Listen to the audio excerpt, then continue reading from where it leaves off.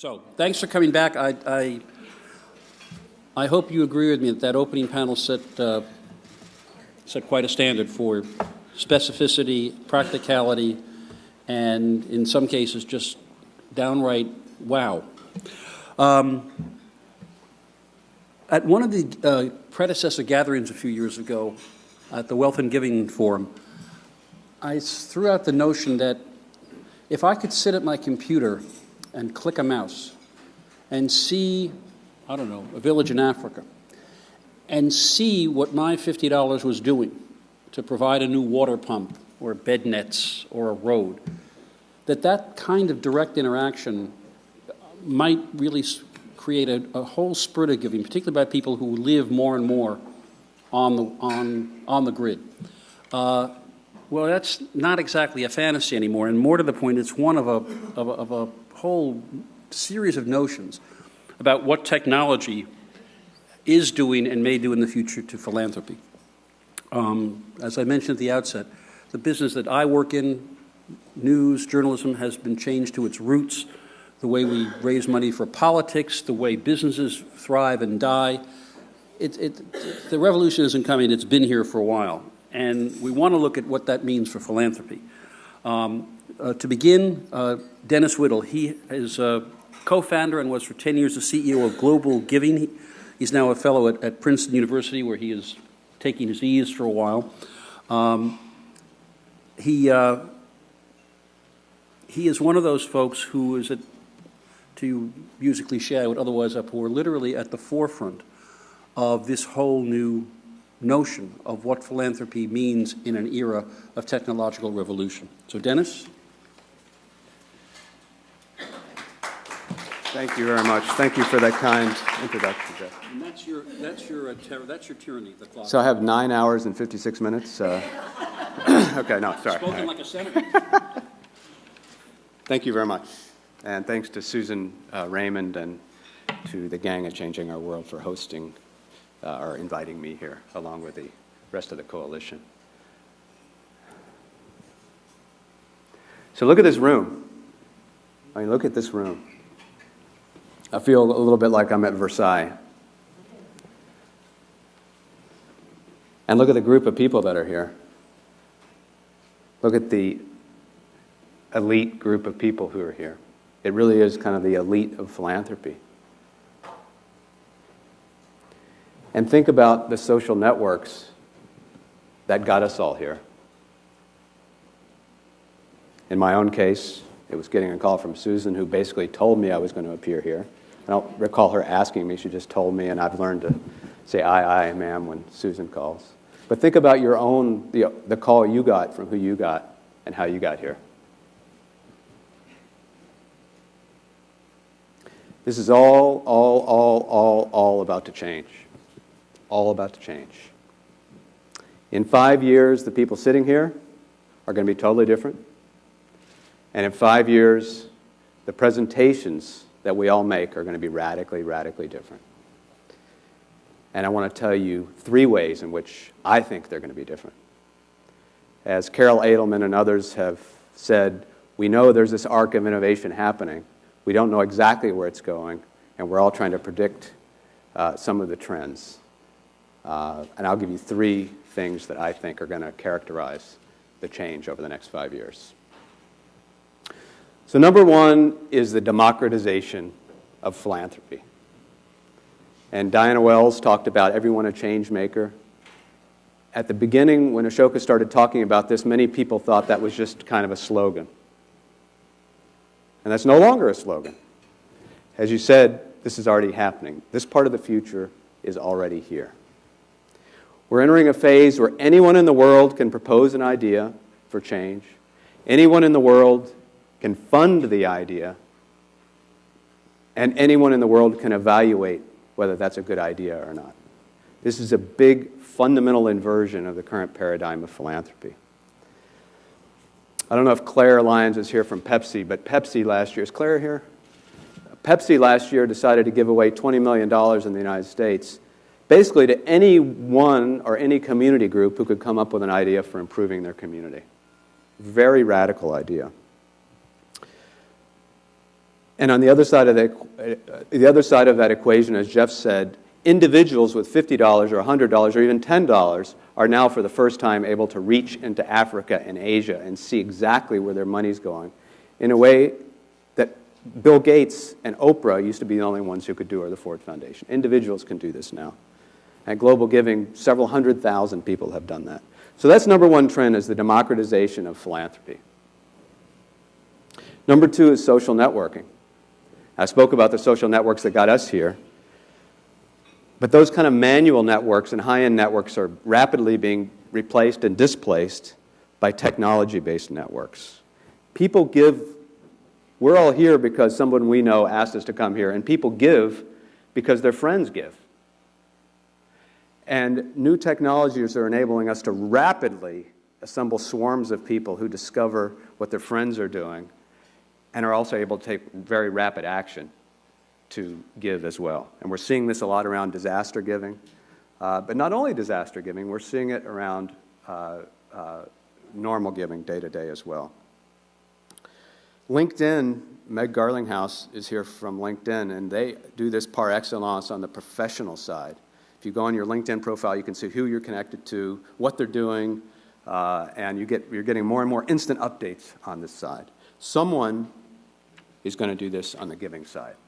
Many people here are trying it, but the second big trend I see is who's going to enable the big swarms to come together and displace the big philanthropists in terms of influence in the field.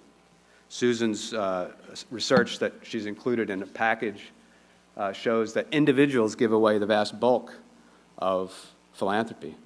And so in the second phase, it's no longer going to be the Ford Foundation or the big foundations that are going to have influence. It's going to be swarms of small philanthropists, whether that be $10 or $100 or even $20,000. So that's the second part, the networking dimension.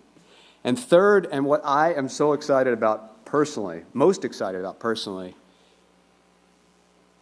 is that beneficiaries are about to become the customers of philanthropy. Let me tell you what I mean about that. Historically, nonprofits have been intermediaries. They've been the organizations that interpret what beneficiaries need, and they've also been the ones that report back and interpret the results of philanthropy, of how the money has been spent. So if you think about it, you were used to getting things in the mail that are nice glossy photos saying, our communities need this, and we gave them that, and everything was great. That's the intermediary layer that is about to collapse. New technologies are allowing beneficiaries to have a direct voice for the first time. And this is going to change everything. And when I say they have a direct voice, they're going to have a direct voice in two ways. First is if they don't like the program that a nonprofit is delivering, they're going to be able to, for the first time, have that dislike, have their voice heard, and put public pressure on that intermediary to do better. So if intermediary is delivering schools and the roof is leaking and teachers aren't there, for the first time, beneficiaries are getting the power to complain. We are working a little bit with a new Google product called TalkBen. I don't know if you know TalkBen. It's these young guys. They've come up with this very cool method where you can send comments directly to pretty much anybody who's on Google Maps or Google Places and just give them feedback on their service. The restaurant, you could say, the pasta was good, but the meat was terrible, or the service is slow, and it's just boom, boom, boom, boom, boom. And we at Global Giving are piloting various tools like this out in the field so the African farmer can also give quick feedback to the nonprofit that they're getting help from, saying, we like this or we don't like that. Very, very, very exciting. We don't know which of these tools will work, whether it be TalkBen or something else, but one of those tools will work. And the second aspect of beneficiary voice is about finding out up front what they want. And if you think about what we all do as philanthropists, whether that be at a foundation or my former work at the World Bank, our expertise was partly about solutions, but it was also partly about describing what communities needed. So I used to spend my whole life analyzing countries and saying what they really need is X, Y, and Z. They need new infrastructure, they need housing reform, they need energy efficiency. It was my interpretation of what they needed. We now have tools to find out ex ante what people want before we deliver it. In the case of what we're piloting at Global Giving with help from Rockefeller, or at the urging of Rockefeller actually, is getting communities just to tell open-ended stories about what's on their mind, We've done 25,000 of these stories, mostly in Kenya, some in Tanzania and Uganda, and we found this really interesting phenomenon of the nonprofits who have listed projects on Global Giving don't always know what's on the mind of the communities that they're working in. And this has been a very severe jolt to their own sense of identity about what they're doing as intermediaries. And we're working with them to develop these tools so they can find out up front what people care about and what they want before they deliver it.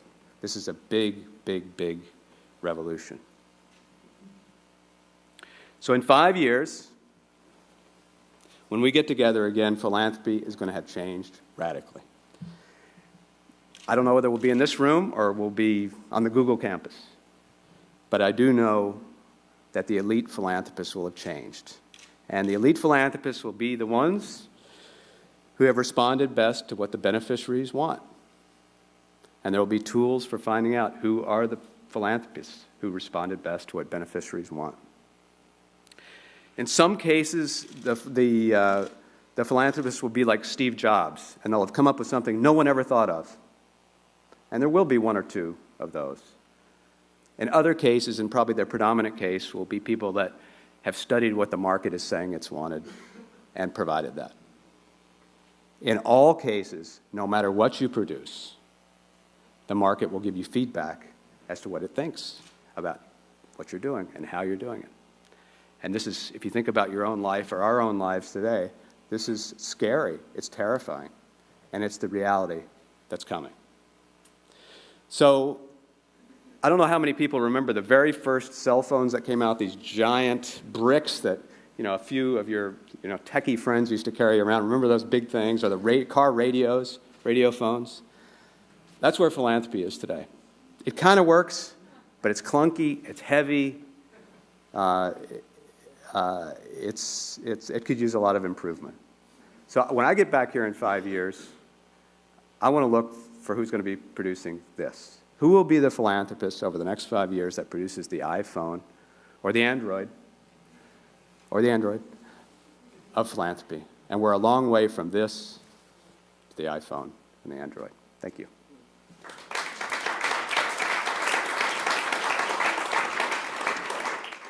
Of the many things that someone of my generation struggles to understand, the constant invitations they get to join LinkedIn is one of them.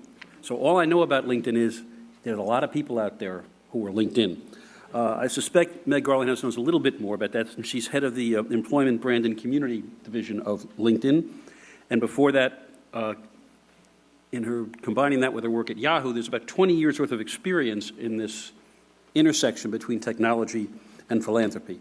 So, Meg, it's all yours. So I was asked to talk about, the future of philanthropy with respect to digital technology, and I took it really seriously and didn't even print out notes. So bear with me while I use my computer notes to help me. So actually, by a show of hands, how many people do have LinkedIn profiles in the room? Great. Well, you and 135 million professionals around the world have LinkedIn profiles, and it probably will not surprise you that my prediction about the future of philanthropy is around human capital. So I think human capital is going to have a much, much more lasting impact on philanthropy, and hopefully will show up on Susan's arc in the future, although she did talk about it at the end of her remarks about how important talent is in leadership in nonprofits. And I believe that what will make human capital be the future of philanthropy rests in digital technology, and specifically data. In Silicon Valley, when we think about the future of the web, we think about data and the impact data is going to have and is having on our lives. But before I walk you through this logic of why human capital and data are going to forever change philanthropy, let me just whet your appetite with a vision. So imagine there's a place, well, I'll use Topeka, Kansas, that's where I grew up. There's a homeless shelter in Topeka who desperately needs haircuts for their clients, but doesn't know where they could source free haircuts. Well, it turns out there's actually a barber right down the street that would gladly give haircuts to the homeless shelter, but has no idea that that need exists. And this is the basis of where I think there's a huge opportunity to create a marketplace that takes advantage of all of these needs out in the universe and all of these willingness to help. But right now, the marketplace is broken. It's inefficient. The needs and the willingness to help have no way to connect with each other. So back to data and why I feel like data is going to have a huge impact on philanthropy and human capital.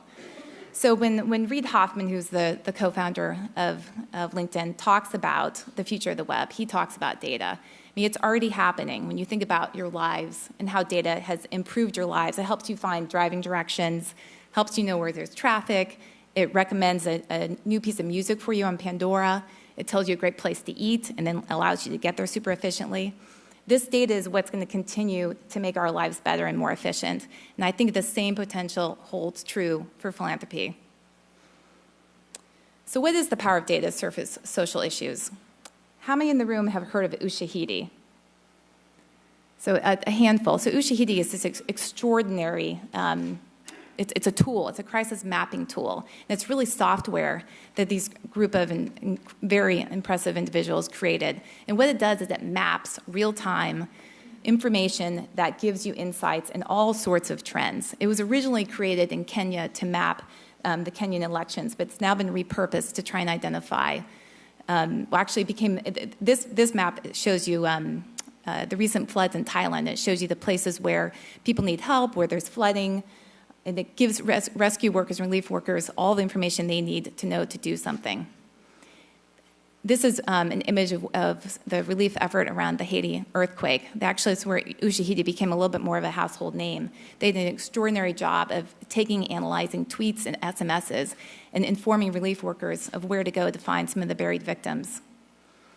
And then more locally, this is a map of Atlanta and showing some of the trends in crime, which is incredibly useful in terms of surfacing and understanding more information about where needs and trends exist. So that's the power of data to surface issues. What about the power of data to do something about this information? And this is where I think is where the huge opportunity exists. And a couple examples of organizations that are doing things to map opportunities for you to do something about making a difference, specifically using your skills. So something that you've heard a couple times today, throughout the day, of people using their skills to make an impact. Spark.com, anyone heard of Spark.com? Not to be confused with Spark, which is what Shannon leads. Shannon, are you here? It was another extraordinary organization. But Spark.com is the first world micro-volunteering platform. What you do, you go to the website and you log in, you say the causes you care about, and you also indicate the skills that you have. And then they send you super personalized, what they call challenges, in ways that you can use your skills in under 15 minutes to make an impact on a nonprofit. The feedback loop is terrific. You get immediate feedback from the organization that's posted a challenge about whether or not it was useful, and it's also crowdsourced. Other people are answering the same question. And Spark.com, they started because of the belief that the reservoir of human capital is enormous, but people are extremely busy. But they still believe that we aren't too busy to take 15 minutes to make a difference. In fact, the stat that they throw around, which is really shocking, is that each day we collectively spend 400 million hours on Facebook, 400 million hours every day. And we watch 2 billion YouTube videos. And believe me, I'm part of that stat for sure. But if we can pivot a portion of that towards social impact, this could have a huge impact. Another example is Catch a Fire. Rather than being in the micro-volunteering space, they're in more the skilled volunteering space where they match people's skills, knowledge, and experience to opportunities to make a difference. This is an example of a woman named Vanessa, who is a technologist who helped a nonprofit build a database. To date, they think that they provide over $3 million in pro bono services to important organizations. So mobile, I want to take a moment to talk about mobile. the interesting thing about this human capital opportunity in the skilled volunteer marketplace is that it's really in its infancy. The number of opportunities around the world are limited, and I think the mobile is a tool that will help expand those opportunities. Mobile will be an incredible way to collect additional information and also be an incredible way to surface opportunities for you to do something that are personalized to you and perhaps even geolocated to you. You can imagine, particularly at a time of disaster, this could be hugely, hugely impactful. So let me talk a minute about human capital and the evolution of what it means to be a professional. I believe that whereas 50 years ago, the way people defined themselves as professional was largely related to where they worked. In other words, and you tended to work at the same company. So you were professional and you worked for IBM or you worked for UPS. I think that what it means to be a professional is evolving, and you become a professional of society, and you're defined by your skills rather than the place that you work. And I think you're going to see this trend growing more and more. And I also believe related to that is how people think of them as a professional, related to their skills, and also how important it is that they make an impact on the world. Particularly the millennials are coming out of college. They're trying to find jobs, but it's so important for them to make sure that the job that they have is making impact on the world. And I think professionals in general are looking to corporations to help them find ways to make an impact. And you're starting to see that more and more. Microsoft, IBM, Dell, Deloitte, HP, they're actually investing huge amounts of money in creating opportunities for their own employees to find opportunities to use their skills to make a positive impact. Corporate Service Corps is this extraordinary program at IBM that has sent, I think, over 2,000 of their employees around the world, finding ways that they can specifically use their skills to make a difference. So we think about this a lot at LinkedIn. In fact, when I was reviewing this presentation with my team last week, I was a little worried that this whole presentation, that human capital is the future of philanthropy, would feel a little bit too self-serving to who we are at LinkedIn. But we do, we do think there's a huge opportunity. And one of the reasons that we recently added the volunteer and causes field to the profile page is because it actually was the #1 most requested feature to our profile. Has anyone added this to their profile? Awesome. That warms my heart. So people asked us for this. The trend exists. Professionals want to include their social impact as part of their professional identity, and we just launched this opportunity. This is Beth Cantor, who's one of the smartest people I know when it comes to nonprofit and technology. And this is an extraordinary way for you to share your social impact with your professional network and use this as a way to connect around shared passions. So if you're thinking to yourself, well, that's great, human capital, but what about real capital? As you also heard earlier, we still need that check. Well, as it turns out, engagement of human capital actually leads to the money. 2/3 of people who volunteer become donors, and those donors, the donors that were sourced from volunteers, donate 10 times the average of non-volunteers. This sort of anecdotally makes sense. When you think about someone who's gotten engaged with your cause by using their skills, you can imagine that they would feel more invested in the future of your organization. So, in conclusion, my 4 seconds, if I can hopefully get the build slide to work. The explosion of data plus a shift in what it means to be a professional, I think, is going to lead to massive philanthropic change. Thank you. We could have gone. That's okay. I think I've terrified these panelists. It's not like we have electrical shocks here if you go over. Just one idea for you technologically skilled people. Wouldn't it be neat to have an app where if somebody was on YouTube watching a kitten playing the piano, there'd be something that flashed on the screen and said, you know you could be saving a life right now. I believe shame, by the way, is a powerful, powerful tool for social good. Okay, so Jacquelline Fuller comes to us from a startup called Google. She not only comes to that via the Bill and Melinda Gates Foundation, but on a more down-to-earth level, spent some time in India working on AIDS prevention. So we're talking about somebody who walks walk and talks talk. So for the next 10 minutes, you'll maybe do both. Jacquelline Fuller.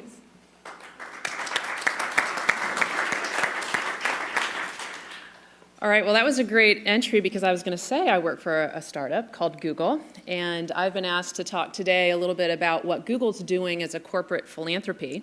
And my intro is to say we have not figured it out. But the reason I came to Google about 5 years ago is because I saw something in this crazy, crazy tech company that was very intriguing for someone who had spent a lot of time in government, in private philanthropy, and in working in the field on health programs. And that is that Google was, the founders, before the company even went public, said we are going to take philanthropy very seriously. In fact, we're going to dedicate 1% of our yearly net profit and 1% of the equity from our IPO to philanthropy, right? So they, from the get-go, established sort of the size, the approximate scale of what they wanted to do. But even more important is that they said we're going to be very open in how we pursue this, right? So Larry and Sergey said, sure, we'll do some grant making if that's the best way to achieve impact, but we will also make investments in for-profit companies. We'll back entrepreneurs. We will do policy and advocacy and direct lobbying if that's the best way to achieve a change that we think needs to happen. And most importantly, we're going to bring the best of who we are to the table. We're going to bring our unique skill set to the table. And for Google, we are primarily an engineering company. We are a technology-driven company. Over half of our employees are engineers, right? So for Google, what that means is that we're going to bring forward the best of our technology prowess and try to bring new platforms, new services that bring innovation at scale. So one thing I want to point out about Google, I work with Google.org and our charitable giving, but there's also a philosophy at Google that I think is very important in corporate philanthropy, especially as corporations get bigger and bigger. And that is by no means segregate your giving or your philanthropy into some silo called CSR with some small team who thinks about it. Unleash your employees. The best thing that Google does is to send out a vibe, a permission throughout all of the company that says, hey guys, as you're working on that Google Maps thing and you come up with an idea that you think will save lives, help make people's lives better, run with it. Let's check in about it. But there's an incredible freedom for engineers and other employees to think about every single product they're working on and how it can be extended, how it can expand to do good for the world. And there's an incredible freedom as well around not having to have revenue-driven results from every aspect of the program. So I'm going to give you a couple of examples of some of the technology solutions that are happening sort of in the core of the company, away from Google.org, and then a couple of them from Google.org, and then end with some of the challenges that we're facing, right? So one quick example, Meg talked about mapping. Mapping's this incredible thing. I didn't know this until I got to Google, but it's actually one of the #1 thing people search for, right? Is they want to know, where am I? What's nearby? How can I locate this or that? Well, you can think of a place like rural India or Pakistan where virtually you'll have whole areas that are uncharted. Well, we had 2 engineers in India who saw this in their own native state, Bihar, and said, you know what, we can fix this. But here's the thing, and Meg touched on this, and Dennis touched on this as well, about the future of philanthropy and the future of social change. Don't try and do it all yourself. Create the platform and invite the world to bring their best to the table. So Google has a program called MapMaker for development, which basically allows any user anywhere around the world to help map an area. So when we first created this, we didn't know what would happen, but we're now getting 10,000 data bits per hour. So 10,000 uploads per hour. In Pakistan, for example, after we launched this, there were 25,000 kilometers mapped in the first month. And more recently, when South Sudan became the newest country of the world, one of the first things they did is said, we need to get on the map. We are literally this big empty space. And so mapping parties were created with Sudanese diaspora as well as Sudanese, and they together mapped their country.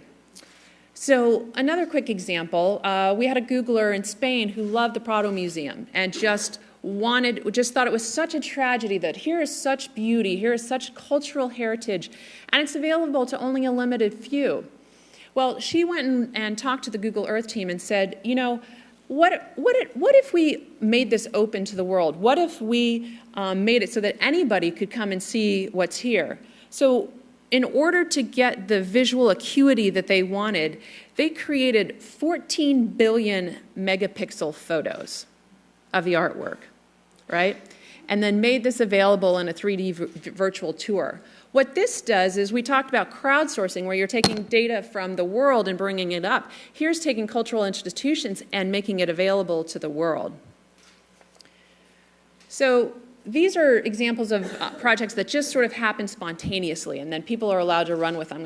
I'm going to talk about Google.org now, which is a separate part of the company. It's basically a team of engineers and substance matter experts who are said, okay, not just by serendipity, but by thinking about what are some of the greatest challenges out there and what Google can do about them, what uniquely Google can do with our technology, go and change the world. So one example of this, Person Finder. Has anyone heard of Person Finder or used it?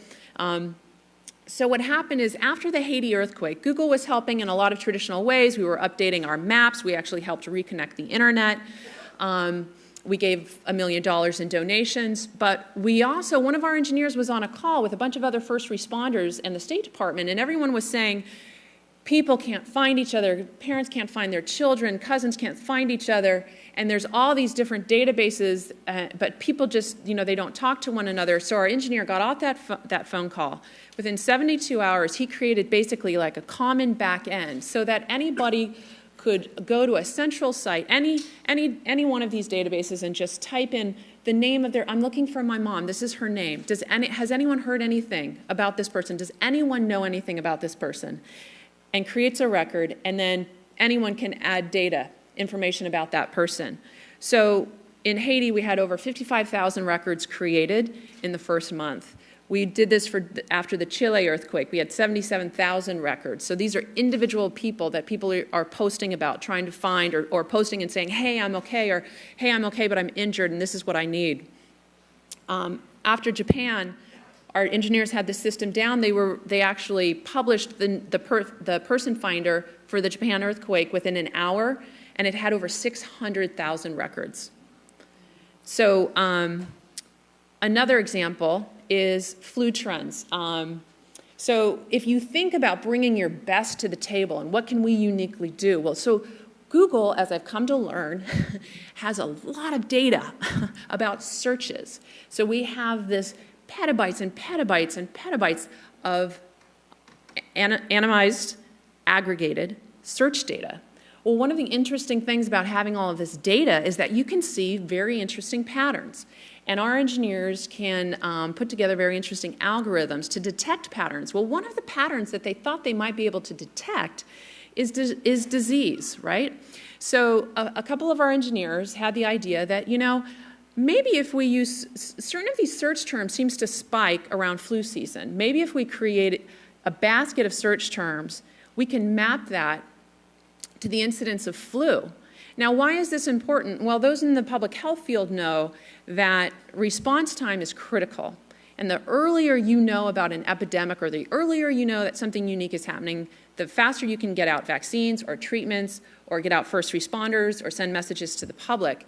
Well, it turns out in flu that the way in the United States, which has, frankly, the best system globally, you go to a doctor, the doctor reports they saw you, that you were sick, lab results are sent in, lab results are verified, then it's all sent to a centralized database. So it takes about 10 days to 2 weeks before we have an accurate representation of what's happening flu-wise in the United States. Well, using our data, we were actually able to get a 95% correlation with the CDC's data, but we can do it real time.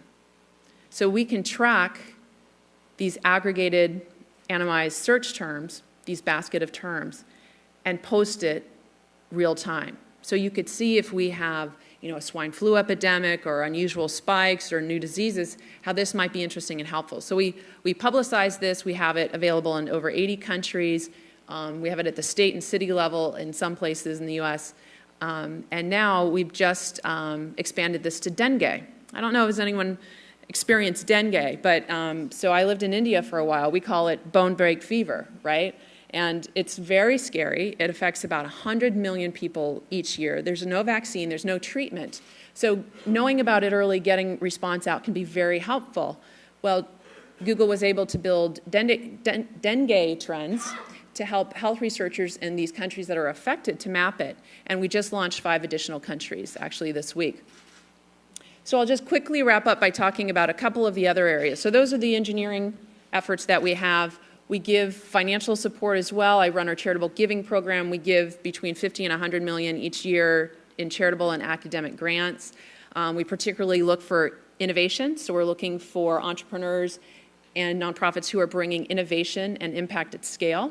We run competitions like the $30 million Lunar X Prize, and we make investments. So these are both ends of the spectrum. We've made over 800 million in investments in clean energy. So these are projects where we're primarily looking for a profit. We want to get money back out of these, but we're looking for transformative projects as well, something that's going to help the renewable energy field move forward. And we've given about 25 million in investments where we don't expect much return at all.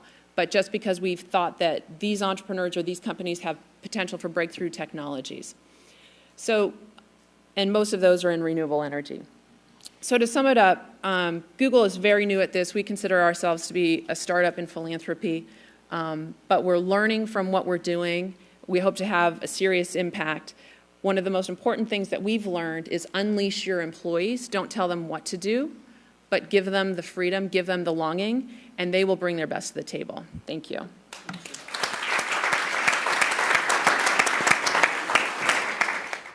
I should just tell both past, present, and future panelists that a short walk from here is the Supreme Court, as you may know. And when your time is up on the Supreme Court, you stop in the middle of a sentence, in the middle of a breath. When that red light goes on, whoosh, so this is just expansive. This is a university seminar compared to that. Anyway, I want to throw one question for quick responses from you, and then we're going to go to the audience. Is there any concern, if that's the right word, in the law of unintended consequences, that as people become face-to-face or face-to-screen with these massive issues, opportunities that are also problems, that you worry about either compassion fatigue, resignation, or the competition in which people's loyalty to one effort will flit the way they click on a screen? In other words, that the sheer volume of information may cause some problems. I'll just get a quick answer from each of you, then we'll go out to you folks. What do you think? Yeah, I mean, I think it's similar to the whole challenge of the signal and the noise in the philanthropic world. That one opportunity to avoid that is the stuff that global giving and donors choose to do so well, which is this high-touch philanthropy model where you're getting immediate feedback on the impact of your gift. Right now, it's mostly when donors choose, you get letters from the school teacher. In global giving, you get photos and information about the impact. So I think that's one opportunity.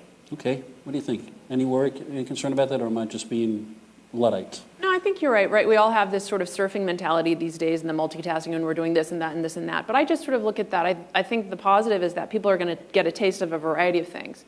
And then maybe they'll find out, I'm not so much with the Humane Society, but boy, it was so compelling when I did that Donors Choose and I was doing that science project in the inner city. And in fact, maybe I want to actually go in and volunteer. Okay. Yeah, I'll just back up what both of them said. If you can help people find meaningful engagement with one thing, we need to give them permission that it's okay to do that. And then the feedback loops that Meg talked about, I think, are absolutely key. Okay.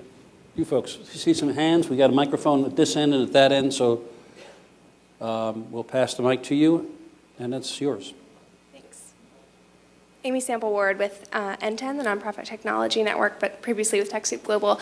I'd just love to hear what you think accessibility, data, net neutrality, obviously they will affect the future of the web, but how they're going to affect, human capital, real capital, the way we're giving online, the way we're even talking about giving online, et cetera. Well, it's a... Pass. Well, no, I mean, that's such a huge, complicated question. You take it first stab. I'll take a stab. I'll tell you what I think is the most exciting trend in this area that we haven't figured out, but we're getting there, is just this transparency around impact, right? So the beginning edge is the transparency around the giving. who's giving, where's it going, what are people doing with the money, and then the transparency around the impact. This is both in sort of government aid flows, right? Wouldn't we as taxpayers love to see what the impact is? I actually am a huge proponent of foreign aid, and I think it's some of the most effective money spent in government. So I'm actually a huge proponent of transparency because I think we will find some waste, but it'll be so much less than what people conceive of in their mind. So I think that's a really exciting trend, and people are doing some really good innovation around thinking about how do you bring that quality impact back to the consumer and back to the taxpayer. Dennis, you want to weigh on this? No, neutrality and transparency is an amazing combination. And as Jacqueline said, we often don't know up front what's going to work. Google as a whole doesn't know what's going to work. So Yeah. the best thing is just let a lot of people try stuff and then see what works. And we haven't had either of those in the past. Yeah, one thing just to quickly add, and I don't have the stat correctly, but your question reminded me of something I heard at a conference last week, which was among industrial nations, the U.S. is something like 23rd in terms of access to the internet among our population, which is shocking. I mean, it's awful, and I think we need to fix that problem if we're really serious about giving people the same access to all sorts of social services. Okay. Meg, to follow up on your point, Tom Friedman's editorial in Sunday's Times was about that very point, I think, in terms of India, where their version of MIT was creating a pad that the poorest person in India could connect with. Jeff and I were talking about it the other night. In spite of the great technology that you all are creating, the great architecture, how do we get it there? How do we get it to the poorest person in Brenda's world in Chicago? How do we get it to South Central in LA? Well, this is something that Google's actually thinking a lot about, and frankly, one of the things we're looking at with Google.org is how do we expand internet access globally in developing countries such as India, but in parts of California where I live as well. We've given to local efforts that combine broadband access with a computing device with digital literacy in schools and in home to make sure that our disadvantaged students aren't just left behind in this new wave of education. So we're looking at it.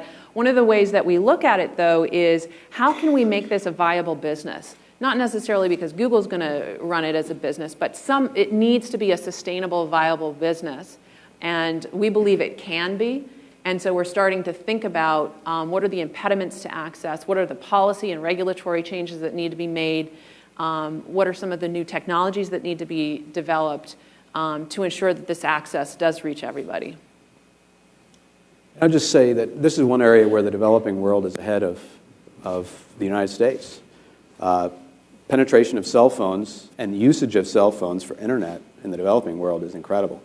We recently had one of our guys was in Kenya doing some surveys, and someone came up to him and said, "We don't like global giving." And he said, "You don't like global giving?" And he said, "Yeah, we can't give as Kenyans, we can't give money to projects on global giving." And he said, "Sure you can. Just go to a computer and put in your credit card and send it off." And the Kenyan said, "There's two problems with that. We don't have access to computers, and two, we don't have credit cards." And he said, "I want to be able to give money via my mobile phone to projects here in Kenya myself." This was a very sobering piece of feedback to get. So they're way ahead. Obviously, we're working on that like crazy, but they're way ahead of us in some. I have a couple of questions. We have a micro. Okay, we'll take here, and we got, sir. My name's Can you Brett. see okay? I know this is a line of sight, but No, okay. no problem. All right. We've got the 8 here. Brett Jenks from Rare. You guys are just so profoundly capable of talking about scale. The billions of people online, the millions of entrepreneurs who are able to receive small grants and support. But with those platforms, how do you define scale of impact collectively?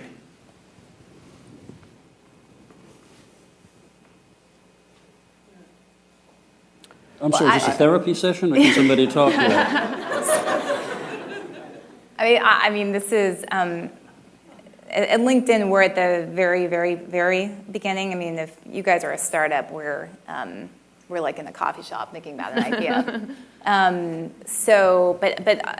honestly, I think that if we could fast forward 5 years and have this established marketplace of skilled volunteerism flourishing, I think the answer would be that we're in the business of making the marketplace, making the connections, and not in the business of impact.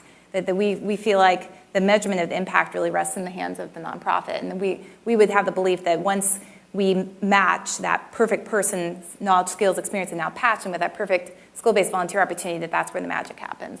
That's sort of a lame answer. I apologize. I think you're selling yourself short, because I actually think what I would be excited about on something like LinkedIn or Facebook or Google+, that social connection, is that I'm going to trust my peers if they've done some vetting, right? Mm-hmm. So knowing that my friend Meg, well, like say I want to do something to help in the Thailand floods, but I just have no idea. But I noticed that you've done something. I can just sort of free ride and trust that you've done some vetting. Now this can create problems, right? You can just get these popularity things going as well, but you can also sort of crowdsource your own knowledge based on what's happening with the people that you trust. So I think that that's one signal that's going to help us with this scale, is if the social signal helps inform and bring value to the equation so that I'm more informed about my choices. And then, think of something like Yelp, where there's reviews, getting, or TalkBin, getting some of that instantaneous feedback about what people's experiences were with certain projects. And I think you were the one who was saying the beneficiaries. I mean, it's not just us as donors like learning how to be better donors, but it's beneficiaries saying, you know what, USAID gave this contract and this vendor sucks and this is what's happening. And so that flow of information. Yeah.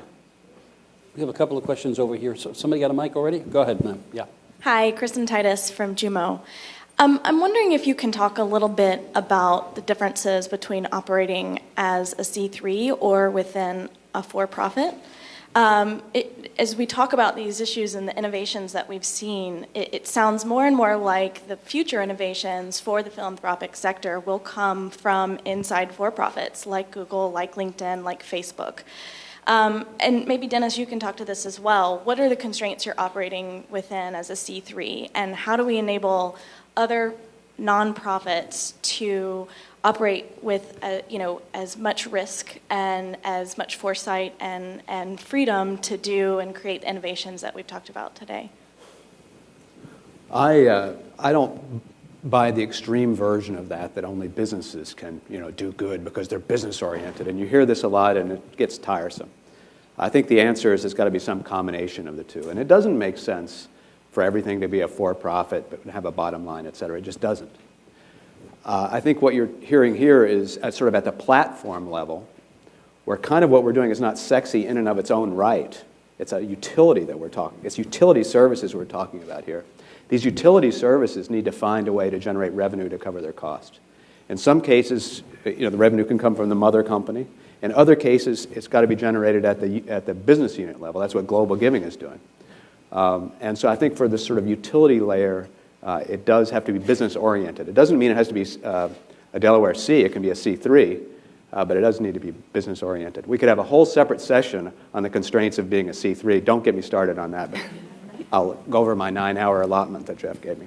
And the only thing I'd quickly add is I do hope that at some point we get to a place where we're more sector agnostic in how we think about solving these problems. And I loved your slide about of not siloing the CSR department within a company. And in fact, I would even go further and say I actually hope that the CSR department, the notion of a CSR department dies soon, because it's such a disservice to the idea of how business can make a social impact. I mean, companies don't have a department on global. Global is integrated into everything companies now do because it's so critical to who they are as an entity. And that's certainly how I know Google thinks about it, it's how LinkedIn thinks about it. And again, it comes back to the notion of human capital and unleashing individuals' passions and how they can be making a social impact in everything they do as part of their business. Can I pick up on that? Yeah. I think you put your finger on something critical, people's passions. Yeah. And if you think about some of the examples you gave, the engineers at Google or your engineers there, people are doing it because they get meaning out of it. And I believe that, and I didn't talk about this, but meaning as a fundamental value for employees and companies, et cetera, is going to be an emerging trend over the next Right. 5 to 10 years as well. Chip Those who Conley- can provide that meaning Yeah. are going to be the ones that Chip Conley, if you guys have ever heard him speak, talks about that a lot. And the ladder of why employees become more engaged and inspired and productive. And it's you join a company, all you care about is your benefits and your title. Then you care about reward and recognition. But at the top of the ladder, you care about this idea of meaning. And that's what really keeps employees loyal, engaged, and highly productive. And I think the millennials, their pyramid is flipped, Yes. right? Their Maslow is different Yeah. because what we find is people are actually choosing Google over other opportunities, all things being equal, because they feel like they can have more meaning, like they can do meaningful things there. So we're actually seeing like this incredible hiring and retention benefit with the social impact stuff we're doing.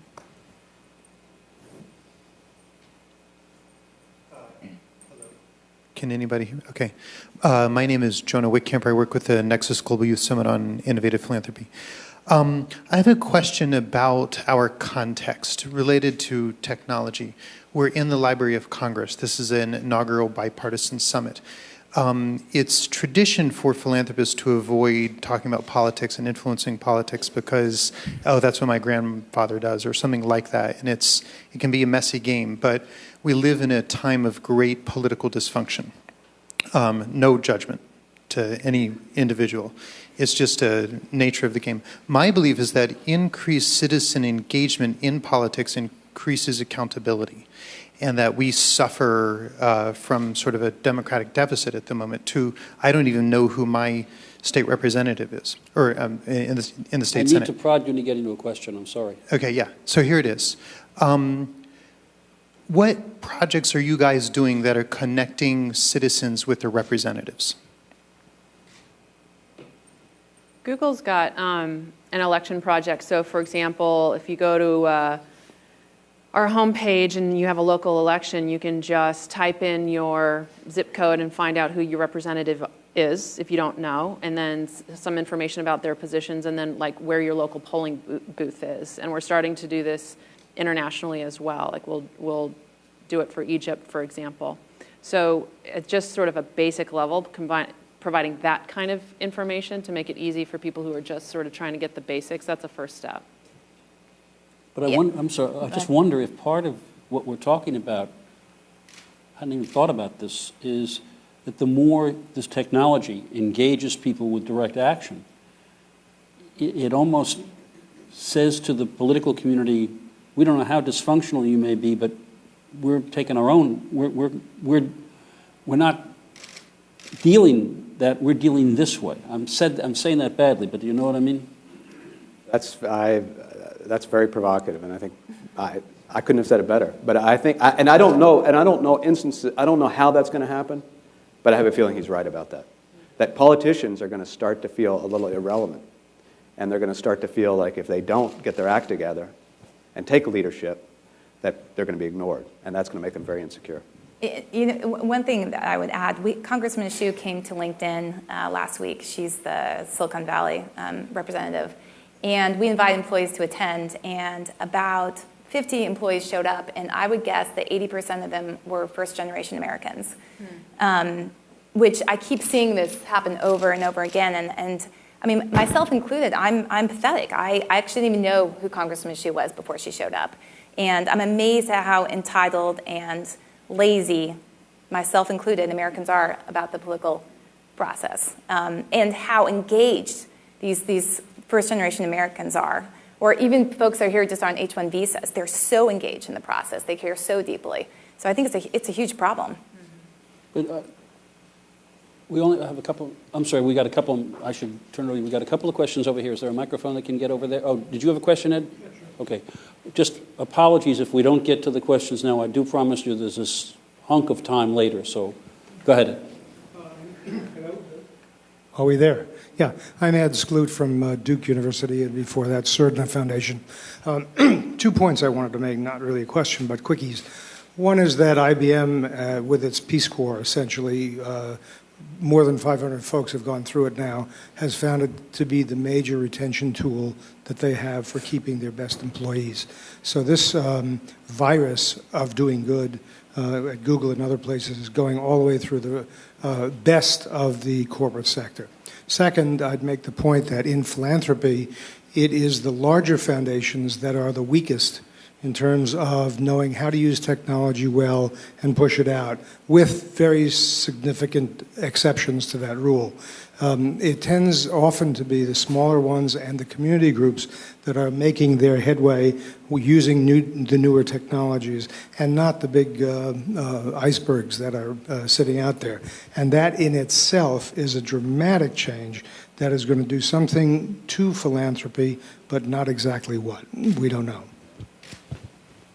Okay, I think we've got time for one quick question, okay? I'm sorry. All right, I'm going to get in trouble. What do I do? Somebody had this mic. Let me, go ahead. Okay, so I'm Connie Meyer, the late chairman of the Board to Prevent Child Abuse. And if David Brand and Mr. Kaplan wanted to know something good that could come immediately out of this conference, listening to you speak helps tremendously. We have a huge problem now that I think if you put your engineers on it from Google, we could probably figure out, and that's the internet crimes against children. We know where these children are. We don't have enough technology to use the clues that we have from the pictures on the internet to be able to affordably go and find them. So I'm thinking that if we put our heads together and your engineers put their heads together, we could do something remarkable for all the rescue of those kids. Well, you know, so NCMEC, which is the National Center for Missing and Exploited Children, who's really the agency in charge, we've been working with them along with Microsoft and other technology companies to think, you know, how can we really help against child porn, child exploitation?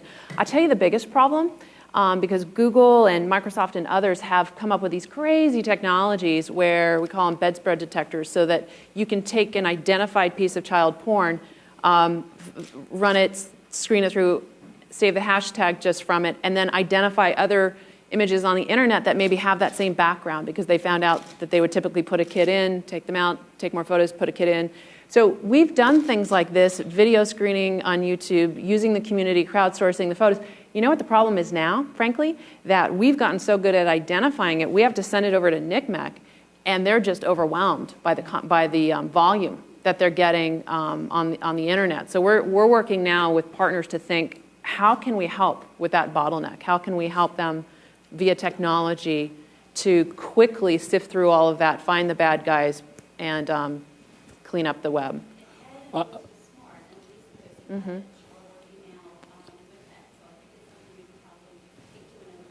Yeah. It turns out that we have a little, because everybody's been so good, we have a little more time, so I can get your question. And you got a mic? Yes, Good. I do. Thanks for the great panel. Just a quick question back, kind of on the point around overwhelming amounts of data on the connectivity issue.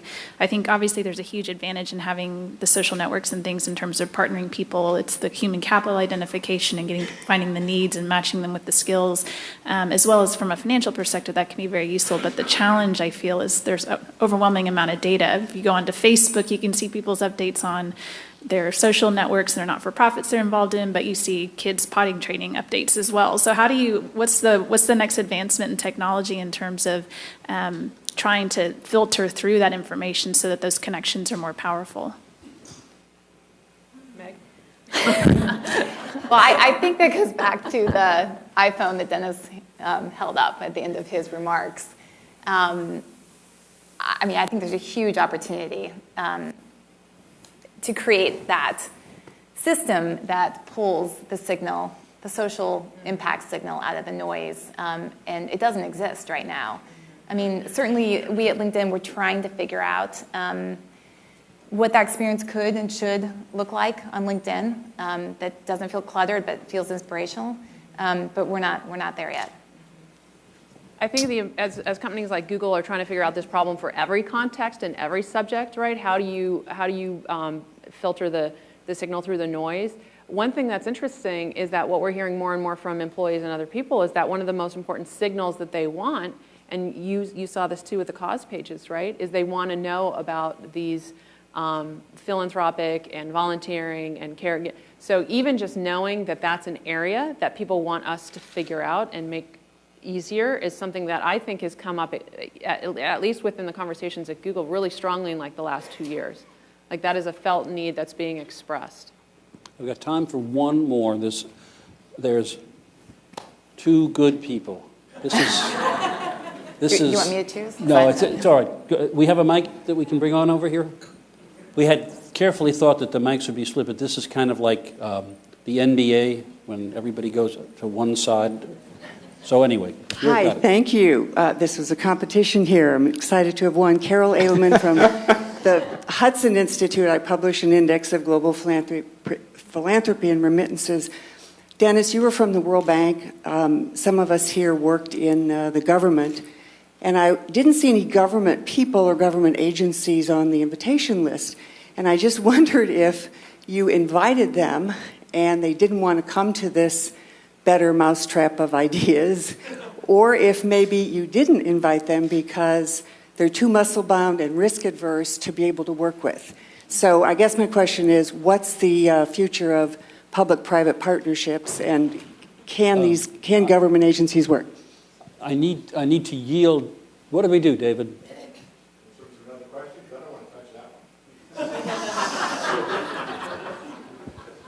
Is there another? Oh, well. I can't see any reason I shouldn't put you on the hot seat just because you run in. Did we invite you? Carol, that's a great question. We did not invite.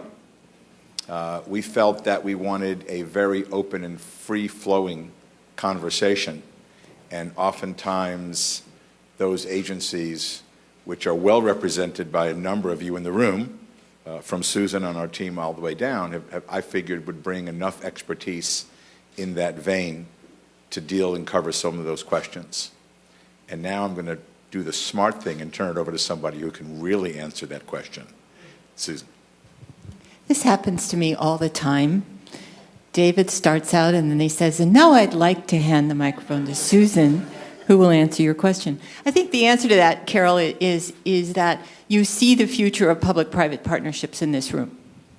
Public-private partnerships started out when we were pups as the initiatives of government to reach out to the private sector, to involve the private sector. I think what you're seeing in this room is that the nature of public-private partnerships is changed, that it's the private individual, the private sector, the nonprofit, the business, the philanthropic leader who's initiating the innovation, who's initiating the new thinking, and then will be the one that reaches out to the public policy side, to the public resource side, and actually brings the innovation opportunity there.